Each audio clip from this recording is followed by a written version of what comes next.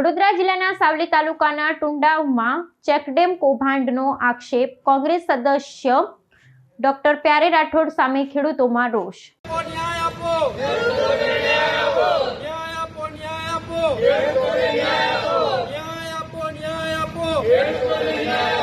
વડોદરા જિલ્લાના સાવલી તાલુકા અંતર્ગત આવતા ટુંડાવ ગામના જાગૃત ખેડૂતો દ્વારા જિલ્લા પંચાયતના કોંગ્રેસ પક્ષના સદસ્ય ડોક્ટર પ્યારે રાઠોડ સામે ગંભીર ભ્રષ્ટાચારના આક્ષેપો કરવામાં આવ્યા છે।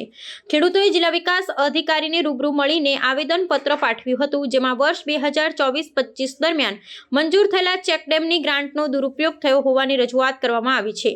ગ્રામજનોનો આરોપ છે કે વિકાસના કામો માટે ફાળવવામાં આવેલી રકમનો યોગ્ય ઉપયોગ કરવાને બદલે તેને બારોબાર સગે કરી નાખવામાં આવી છે। ખેડૂતો દ્વારા કરવામાં આવેલી રજૂઆત મુજબ સરકારી ચોપડે 2 ચેકડેમ મંજૂર કરવામાં આવ્યા હતા, પરંતુ વાસ્તવિક સ્થળ તપાસ દરમિયાન માત્ર એક જ ચેકડેમનું નિર્માણ થયું હોવાનું જણાયું છે।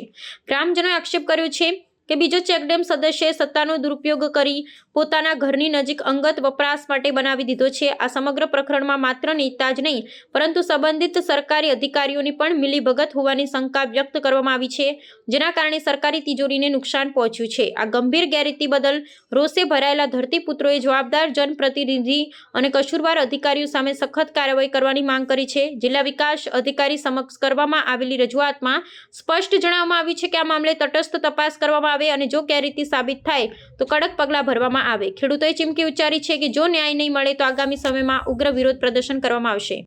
અમે વડોદરા જિલ્લાના સાવલી તાલુકાના ગોઠડા જિલ્લા પંચાયત આવેલી છે, એ મત વિસ્તારના અમે વ્યક્તિ ટુંડાવ ગામના છે। અમે ગઈ ગ્રામ સભા યોજાઈ હતી, તેમાં 5 વર્ષમાં અમારા ગામમાં કયા કામો થયા છે એની અમે આરટીઆઈ માગી હતી। એ આરટીઆઈમાં અમને 2 અલગ અલગ ચેકડેમની ગ્રાન્ટની મંજૂરીને નાના ચૂકવાઈ ગયા છે એવું અમને નજરે પડ્યું। સ્થળ સ્થિતિ પ્રમાણે અમને જાણવા મળ્યું કે હાલ એક જ ચેકડેમ બનેલો છે, એક તો છે જ નહીં, તો એકના નાના ચૂકવાઈ ગયા છે। બીજી વાત એ કે એ તો થયું જ છે, પણ ચોરી પર સીનાચોરી એવી થઈ છે કે એ જે એક ચેકડેમ બનાવ્યો છે એ પોતે જિલ્લા પંચાયત સભ્ય રાઠોડ પ્યારે સાહેબ અભયસિંહ તેમને તેઓની મિલકતની બાજુમાં અડીને જ પોતાના ખેતરની બાજુમાં પોતાના વ્યક્તિગત વપરાશ માટે ઉપયોગમાં લેવાય ત્યાં ગ્રાન્ટ વાપરી છે। તેના વિરોધમાં તેના ઉપર કાયદેસરના કડક પગલાં લેવાય તે માટે અમે ડીડીઓ ઓફિસ અમે રજૂઆત કરવા આવ્યા છે અને ડીડીઓ ઓફિસમાંથી અમને મેડમજી હિરપરાબેને અમને વિશ્વાસ આપ્યો છે કે વહેલામાં વહેલી તકે અમે તમને ન્યાય આપીશું। ઠરાવમાં 2 ચેકડેમ પાસ થયા છે, બંનેના અલગ છે, બંનેના નામ અલગ છે, બંનેના ફોટા અલગ છે। દાખલા તરીકે આ ગાલનો આ બાજુથી ફોટો પાડો અને આ ગાલનો ફોટો તો આ બાજુથી પાડો, છે તો ફેસ એક જ, પણ આ રીતે ઠરાવ બંને અલગ અલગ મંજૂર કરીને પેમેન્ટ ચૂકવવામાં આવ્યું છે। આ 2024થી 25ના ગાળામાં અમારા ગામમાં વહીવટદાર નિમ્યા હતા, ત્યારે કોઈ ચાલુ સરપંચ સત્તા પર નહોતો, ત્યારનું આ કામ છે। અત્યાર સુધી અમે જાગૃત થયા છે। અમે અમારા ગામના વડીલો ઉપર વિશ્વાસ રાખતા હતા, પણ આ એક વિશ્વાસઘાત જેવી એક આ બનાવ બન્યો છે। તો હવે પછી અમે આગળ તપાસ કરીએ છીએ કે અત્યાર સુધી શું ખોટું થયેલું છે એની તપાસ અમે માંગેલી છે। આમ જિલ્લા પંચાયત સભ્ય પોતે અને એમાં એમની સાથે જે અધિકારીઓએ જે સર્ટી આપ્યા છે કે ભાઈ અમે ચેકડેમ આવીને જોઈ લીધો છે, 2 અલગ છે એવા પુરાવાઓ અમે રજૂ કર્યા છે। તો એમાં જે પણ એ ઠરાવમાં જે પણ સામેલ હશે બધાની મિલીભગત ચોક્કસપણે છે।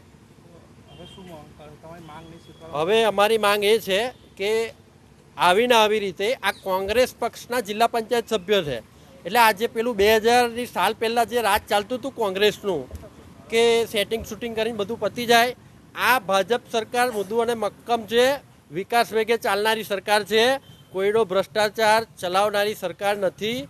તે માટે હું કોંગ્રેસના કાર્યકરો અને પ્રદેશ અધ્યક્ષ આજકાલ એક જન આક્રોશ રેલી લઈને ગામે ગામ શહેરે શહેર ફરી રહ્યા છે, તો એ પ્રદેશ અધ્યક્ષ શ્રી અમિતભાઈ ચાવડાને હું કહેવા માગીશ કે તમારા જિલ્લા પંચાયતના સભ્યના કામ જુઓ, પછી તમે આક્રોશ કરવા નીકળો।